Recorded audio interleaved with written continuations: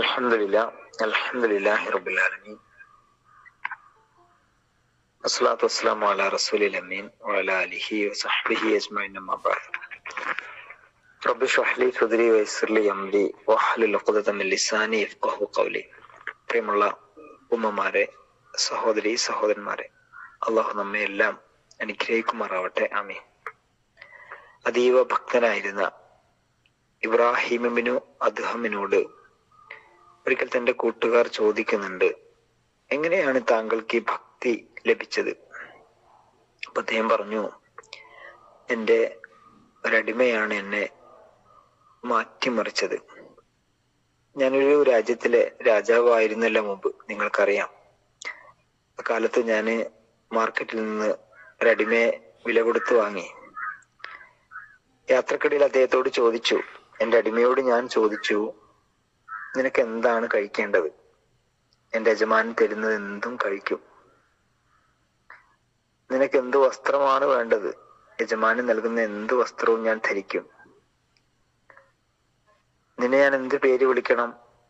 യജമാനൻ എന്ത് വിളിച്ചാലും എനിക്ക് പ്രശ്നമല്ല, അത് ഞാൻ കേൾക്കും. അഥവാ മനുഷ്യനായ ഒരു ഉടമയോട് മനുഷ്യനായ ഒരടിമക്ക് ഉള്ള വിധേയത്വം, അനുസരണം എത്രമാത്രമാണ് എന്ന് എൻ്റെ അടിമയുടെ വാക്കുകൾ എന്നെ വല്ലാണ്ട് ചിന്തിപ്പിച്ചു. എന്നാൽ യഥാർത്ഥ ഉടമയായ അള്ളാഹുവിന്റെ മുമ്പിൽ യഥാർത്ഥ അടിമയായ മനുഷ്യൻ എത്രത്തോളം വിനയം കാണിക്കണമെന്ന ചിന്തയിലേക്ക് എൻ്റെ മനസ്സിനെ കൊണ്ടുപോയി. അങ്ങനെയാണ് എന്നിൽ ഭക്തി വർദ്ധിച്ചത് എന്ന് ഇബ്രാഹിം ഇബ്നു അദ്ഹം തന്റെ അനുഭവം തന്റെ കൂട്ടുകാരോട് പങ്കുവെക്കുന്നുണ്ട്. പ്രിയമുള്ളവരെ, അള്ളാഹുവിന്റെ ഏറ്റവും ഇഷ്ടപ്പെട്ട ദാസന്മാരായി മാറാൻ നമ്മൾ ഓരോരുത്തരും ആത്മാർത്ഥമായി പരിശ്രമിക്കേണ്ടതുണ്ട്. ജീവിതത്തിലുടനീളം അള്ളാഹുവിന്റെ കൽപ്പനകളും നിർദ്ദേശങ്ങളും പാലിച്ച് നല്ലവരായി ജീവിക്കാൻ പടച്ചവൻ നമ്മെ അനുഗ്രഹിക്കുമാറാവട്ടെ. അള്ളാഹുവിന്റെ പ്രിയപ്പെട്ട ദാസന്മാരുടെ ചില സ്വഭാവ ഗുണങ്ങൾ സൂറത്തുൽ ഫുർഖാനിലെ അവസാന ഭാഗത്ത് അള്ളാഹു വിശദീകരിക്കുന്നുണ്ട്. വഇബാദുർ റഹ്മാനില്ലദീന യംശൂന അലൽ അർളി ഹൗന വഇദാ ഖതബഹുമുൽ ജാഹിലൂന ഖാലൂ സലാമ. അള്ളാഹുവിന്റെ പ്രിയപ്പെട്ട ദാസന്മാർ, അടിയാറുകൾ, അവർ ഭൂമിയിൽ വിനയത്തോടെ നടക്കുന്നവരാണ്. അവിവേകികൾ അവരോട് തർക്കത്തിന് വന്നാൽ അവരോട് സലാം പറഞ്ഞ് പിന്തിരിഞ്ഞു പോകുന്നവരാണ്. വിനയം എന്നത് സത്യവിശ്വാസിയുടെ ഏറ്റവും പ്രധാനപ്പെട്ട ഒരു ക്വാളിറ്റിയാണ്. ഇങ്ങനെ കൂനിക്കൂടി നിന്ന് ആരോടും മിണ്ടാതെ ലജ്ജയുള്ള നാണമുള്ള ഒരു മനുഷ്യനായിട്ട് ജീവിക്കുക എന്നതല്ല, മറിച്ച് ഒരു നിലപാടുണ്ടാവുക, ഇസ്സത്തുള്ള ഒരു നിലപാടുണ്ടാവുക എന്നതുകൂടിയാണ് വിനയം.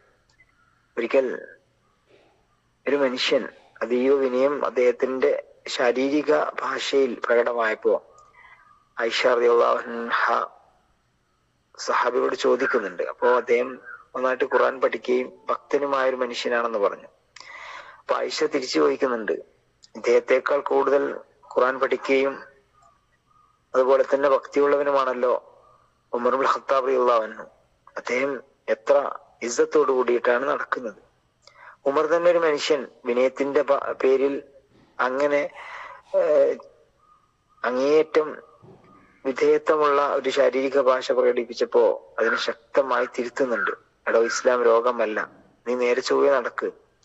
അപ്പോ വിനയം എന്നത് ഒരു വിശ്വാസിക്കുണ്ടാവേണ്ട വലിയ ഗുണമാണ്.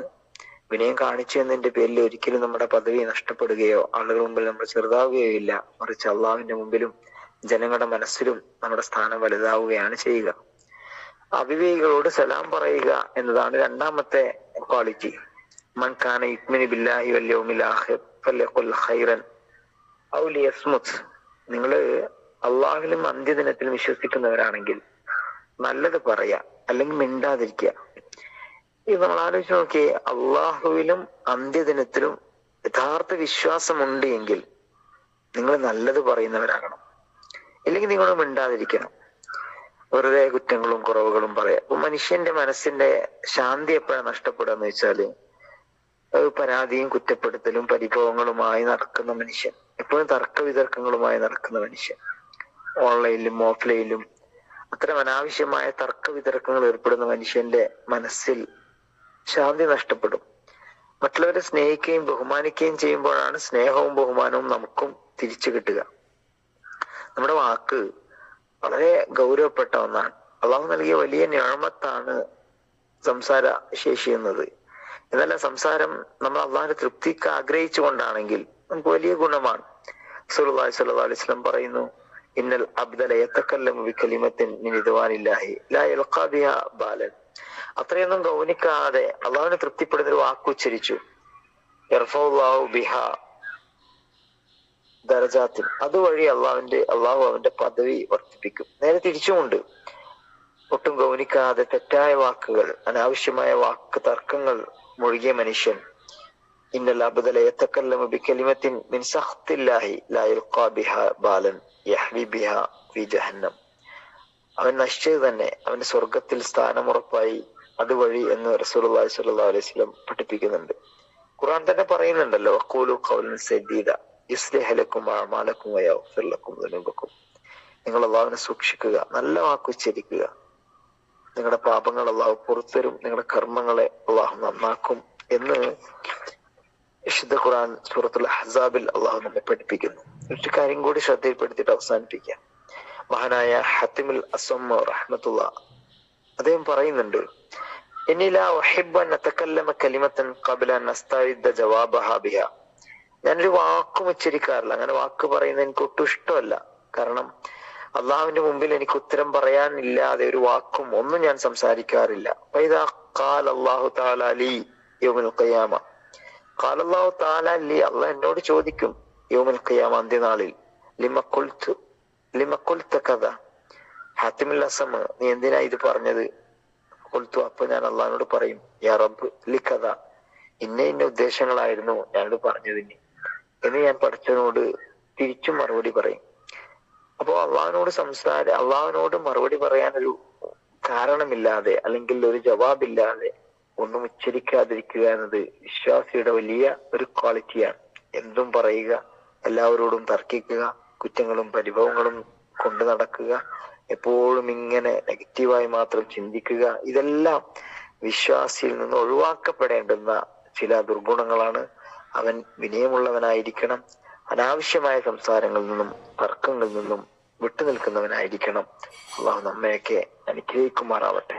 നമ്മുടെ വീഴ്ചകൾ, പാപങ്ങൾ, പോരായ്മകൾ അള്ളാഹു പുറത്തുവരുമാറാവട്ടെ.